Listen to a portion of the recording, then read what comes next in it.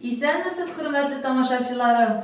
Ничек хәлләрегез? Сез һәрвакыт миңа шу сорауны бирәсез, шуңа күрә мин дә бүген сезнең хәлләрегезне сорап, сезгә бер мәгълүмат җиткезәсем килә, дуслар.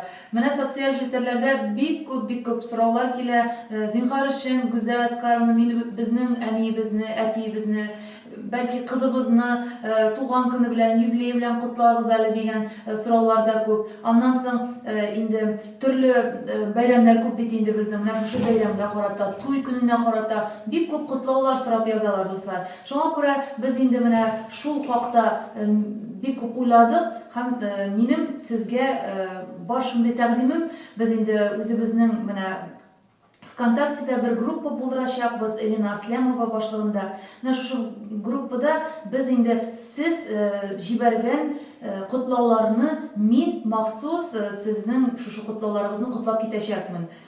Инде ул әйтергә кирәк, аның шартларын без сезгә төгәлрәк итеп шушы группада аңлатачакбыз.